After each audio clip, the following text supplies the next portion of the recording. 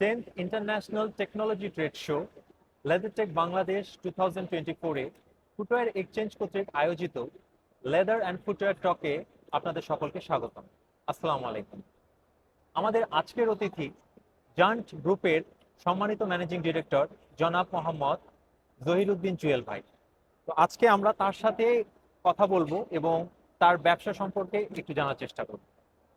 আসসালামু আলাইকুম। Leather and footwear টকে আপনাকে স্বাগত। ধন্যবাদ। প্রথমেই আমি জানতে চাচ্ছিলাম যে আসলে এই যে আপনি মানে ফুটওয়্যার ইন্ডাস্ট্রিতে একটা গ্রোয়িং ইন্ডাস্ট্রি হিসেবে ফুটওয়্যার জগতে একটি গুরুত্বপূর্ণ ম্যাটেরিয়াল হচ্ছে ফোম। তো এই ফোমের যে বিজনেস, এই বিজনেসে আপনার অভিজ্ঞতা কতদিনের? আহ, আমি ফিল্ম ইন্ডাস্ট্রিতে প্রথম আমি জব করছি সোয়ান আচ্ছা। গ্রুপে। আমি 4 বছর জব করছিলাম, সেটা 1996 থেকে আচ্ছা আচ্ছা 2000 পর্যন্ত। এরপরে 2000 থেকে আমি নিজে ফ্যাক্টরি করি। আচ্ছা আচ্ছা। 2000 থেকে আজকে আমি নিজে ফ্যাক্টরি করি, আজকে 24 বছর হয়ে গেছে। তো আমরা যেটা জানি যে সাপ্লাই চেনের ভাষায় যেটাকে বলে ব্যাকওয়ার্ড লিঙ্কেজ বা ব্যাকওয়ার্ড যে ইন্ডাস্ট্রি, মানে আপনার মাথায় হঠাৎ করে এই ফোমের বিজনেস করার যে আইডিয়াটা, এটা আসলে কিভাবে আসলো বা আপনার জার্নিটা আসলে কিভাবে শুরু হয়, এই বিষয়ে যদি সংক্ষেপে আমাদেরকে একটু বলতেন। হুম। আমি যখন সোয়ান গ্রুপে ছিলাম তখন আমি খেয়াল করলাম যে ইয়াং ওয়ান শুজ, জি জি হ্যাঁ, জি। ইয়াং ওয়ান শুজ, ওনারা বাংলাদেশ চট্টগ্রাম কর্ণফুল এই সি ভিজিটের ভিতরেই ওনাদের একটা ফ্যাক্টরি ছিল। তো ওনারা ফোমগুলা কোরিয়া থেকে নিয়ে আসতো, কোরিয়া থেকে এনে বাংলাদেশে জুতা তৈরি করতো। তো আমি ওনাদের সাথে যোগাযোগ করলাম, তখন ইয়াং ওয়ান শুজের প্রজেক্ট ডিরেক্টর ছিলেন ইঞ্জিনিয়ার আখতারুজ্জামান স্যার। আমি ওনার সাথে যোগাযোগ করলাম, তো উনি বললো যে এটা তো আসলে বাংলাদেশে হয় না, এটা তুমি পারবা না। আচ্ছা আচ্ছা। তখন আমি চিন্তা করলাম যে না, আমি চেষ্টা করি। মানে আমরা তো আগে অনেকটাই ইম্পোর্ট নির্ভর ছিলাম, বাইরে হ্যাঁ, থেকে নিয়ে এসে বাংলাদেশের জুতা বানাতাম। জি।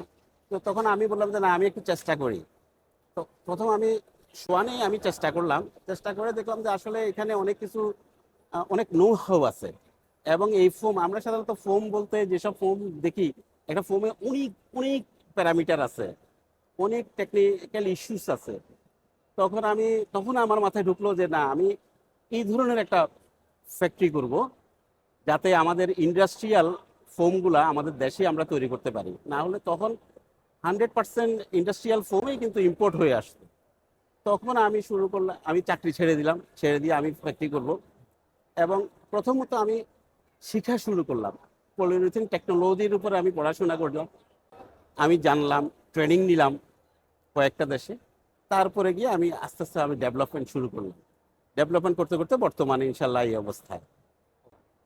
তো আপনি যেই জিনিসটা বলছিলেন যে টেকনিক্যাল পয়েন্টস গুলো, টেকনিক্যাল ইস্যুস গুলো, একজন বায়ারের ক্ষেত্রে আসলে ফোমের কোন টেকনিক্যাল বিষয়গুলো আসলে জানা দরকার বা এই প্যারামিটার গুলো কি, এইগুলো যদি একটু বলতেন, বা আসলে একটা ভালো কোয়ালিটিফুল ফোমের কি ধরনের বৈশিষ্ট্য থাকা প্রয়োজন, এই বিষয়গুলো যদি একটু বলতেন আমাদের।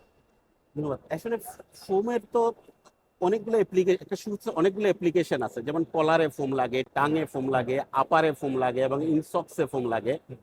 ইনসক্সের ফোমের কোয়ালিটি এক ধরনের হতে হবে, হার্ডনেস থাকতে হবে তাকে অনেক ভালো, এবং ডেন্সিটি থাকতে হবে অনেক হাই হাই হাই রেঞ্জের ডেন্সিটি থাকতে হবে।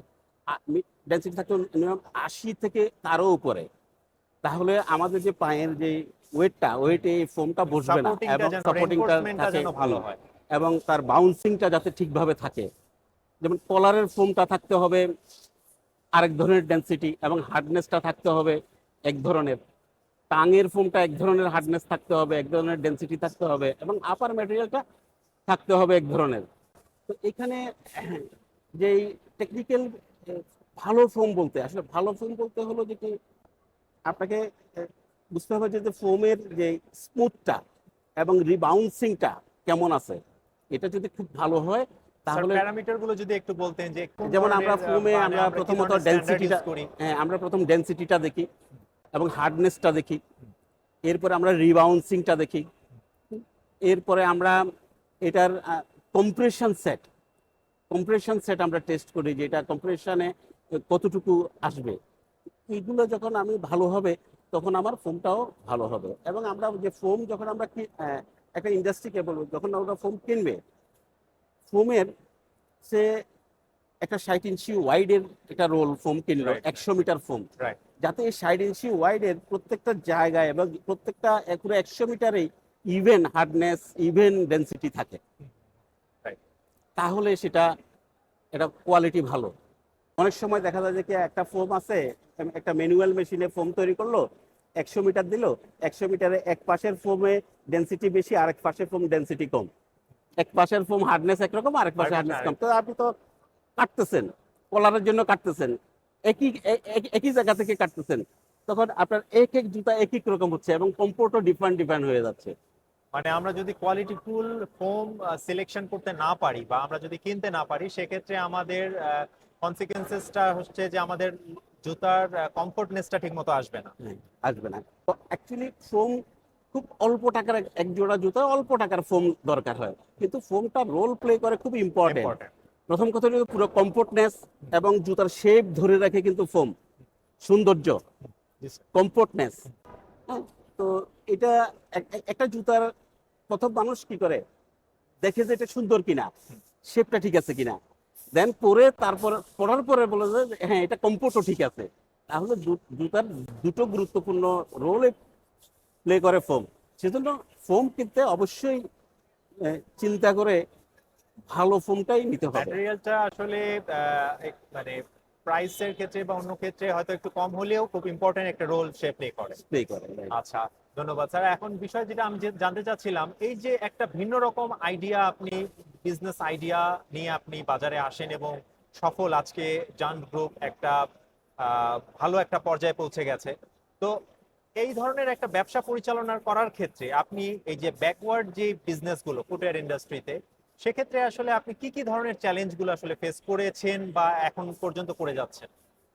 যেটা হচ্ছে, যেমন আমার ফোমের ক্ষেত্রে আমি বলি, আমরা যদি কোনো কেমিক্যাল আনি, আমাদের দেশে কিন্তু কেমিক্যালগুলো টেস্ট করার ভালো কোনো ল্যাব নেই। মানে আমরা কি কেমিক্যাল স্যার সবগুলো ইম্পোর্ট করে নিয়ে আসি? সব ইম্পোর্ট করে দিয়ে আসি, আমাদের দেশে কোনো কেমিক্যাল ইন্ডাস্ট্রি নেই। ওকে। এবং ইম্পোর্ট করে আনার পরেও আমি যে এই কেমিক্যালটা যে সঠিক আছে, কোনো কোনো ল্যাব নেই, ল্যাব থার্ড পার্টি কোনো ল্যাব নেই যে আমি এটা টেস্ট Test করে আমি করার। ইনহাউস করতে পারবো। রাইট। এই একটা বড় চ্যালেঞ্জ আছে। এবং টেকনিক্যাল নো হাউটা, এখানে সবচেয়ে বড় ইম্পর্টেন্ট বিষয় হচ্ছে কি টেকনিক্যাল নো হাউটা। এই যে টেকনিক্যাল নো হাউ এর যে একটা সাপোর্ট, আমাদের বাংলাদেশে যেমন বুয়েট আছে, চুয়েট আছে, রুয়েট আছে, উনাদের ল্যাব আছে, উনাদের ল্যাবে পিইউ টেকনোলজির উপরে তো কোনো স্পেশাল Specialized কোনো কিছু কিছু নেই, নেই। কিছু নেই। যার ফলে আমরা এই সাপোর্টগুলো আনতে হয় সেই ইন্ডিয়া গিয়ে, সেই চায়না, সেই কোরিয়া থেকে আমরা শিখে আসতে হয়। এবং কোনো ইস্যু যখন আমাদের সামনে দাঁড়ায় যায়, কোনো একটা প্রবলেম দাঁড়ায় যায়, এটার জন্য আমরা আবার দেশের বাইরে দৌড়াইতে হয়, আমরা এখানে পাই না। এটা একটা বড় চ্যালেঞ্জ আমাদের জন্য। স্যার আমি বুঝতে পারছি আপনার বিষয়টা। এখন স্যার টেকনিক্যাল নো হাউ আমরা হয়তো চেষ্টা করলাম বা অ্যারেঞ্জ করলাম বাহির থেকে, দেশের বাহির থেকে, কিন্তু যদি আমার টেস্ট রিপোর্ট যেটা আমার বায়ার রিকোয়ারমেন্টের, সেগুলো তো আসলে খুব ফ্রিকোয়েন্টলি আমাদের লাগে, জি, বায়ার রিকোয়ারমেন্টের টেস্ট রিপোর্ট বা টেস্ট প্যারামিটার গুলো, সেক্ষেত্রে আপনারা কি করেন? সেক্ষেত্রে আমাদের দেশের যেমন আমাদের পলিউরিথিনের উপরে যেমন এখনো কিছু কিছু টেস্ট আমাদের দেশে হয় না। এই টেস্টগুলো দেখা যাচ্ছে যে বাইরের জন্য আমরা করে আনতে হয় সেই ভিয়েতনাম থেকে, আচ্ছা, না আচ্ছা। হলে সেই হংকং থেকে। হ্যাঁ। তো এটা তো আমাদের অনেক সময় চলে অনেক যায়, ড্রব্যাকস থাকে। অনেক সময় চলে যায়। তো এই টেস্টগুলো যদি, ফ্যাসিলিটিগুলো যদি আমাদের দেশে থাকতো, তাহলে আমাদের জন্য আমরা খুব অল্প সময়ে বাইরেরকে আমরা টেস্ট রিপোর্টগুলো সাবমিট করতে পারতাম। তাহলে এই আপনার যেহেতু পুরোটাই একটা কেমিক্যাল কনজাম্পশন, হোমের মধ্যে একটা কেমিক্যাল কনজাম্পশন নিয়ে আপনি কাজ করছেন, তো মানে আপনার যারা স্টেক হোল্ডার আছে বা এনভায়রনমেন্টাল ইস্যুস যে বিষয়গুলো আছে, এই বিষয়গুলো আসলে আপনার বিজনেসের ক্ষেত্রে কোনো সমস্যা হয় কিনা? ইনশাল্লাহ এগুলো হয় না। আমরা আমাদের প্রত্যেকটা ইন্ডাস্ট্রিতে আমরা কেমিক্যাল হ্যান্ডেলিংটা আন্তর্জাতিক মান বজায় রেখেই আমরা করি, যার ফলে আমাদের প্রত্যেকটা বায়ারও হ্যাপি। হ্যাঁ, আমাদের ফ্যাক্টরিতে যারা ভিজিট করতে আসেন ওনারাও অনেক খুশি। আমাদের আসলে এটা খুবই গর্বের একটা বিষয় যে ফুটওয়্যার ইন্ডাস্ট্রি অনেক গ্রোয়িং একটা ইন্ডাস্ট্রি এই মুহূর্তে বাংলাদেশে, এবং সেই ইন্ডাস্ট্রির একটা প্রোডাক্টের ব্যাকওয়ার্ড প্রোডাক্ট আমরা এই বাংলাদেশেই তৈরি করছি, যেটা একটা সময় হয়তো পুরোটাই আমরা ইম্পোর্ট নির্ভর ছিলাম। তো এখন যদি স্যার নতুন ভাবে এই ব্যবসায় কেউ আসতে চায়, হ্যাঁ, তো সেই ক্ষেত্রে এই ধরনের ব্যাকওয়ার্ড লিঙ্কেজে আপনি তাদের প্রতি আপনার কি সাজেশনস থাকবে যে এগুলোকে কিভাবে অন্যরা ব্যবসায় আসতে পারে, বা এই ধরনের সমস্যাগুলোকে কিভাবে, যে সমস্যাগুলোর কথা আপনি বললেন সেগুলোকে কিভাবে ওভারকাম করা যায়? যেহেতু এটা একটা আমার আমার ইন্ডাস্ট্রি একটা কেমিক্যাল নির্ভর ইন্ডাস্ট্রি এবং এখানে অনেক টেকনিক্যাল ইস্যুজ আছে। তো আমি বলবো যে যারা উদ্যোক্তা প্রথম নিজেকে জানতে হবে, নিজেকে Technical জানতে হবে, know-how-টা। টেকনিক্যাল নো হাউটা নিজে নিতে হবে এবং নিজে শিখতে হবে। নিজে শিখতে হবে প্রয়োজনে যত যে যে যে দেশে কোনো টেকনিক্যাল ইনস্টিটিউট আছে প্রয়োজনে ওইখানে শর্ট কোর্স করতে হবে। এরপরে এক্সপিরিয়েন্স পুরো নেওয়ার পরে আসি ইন্ডাস্ট্রিটা করলে ইন্ডাস্ট্রিটা সাস্টেইন করবে।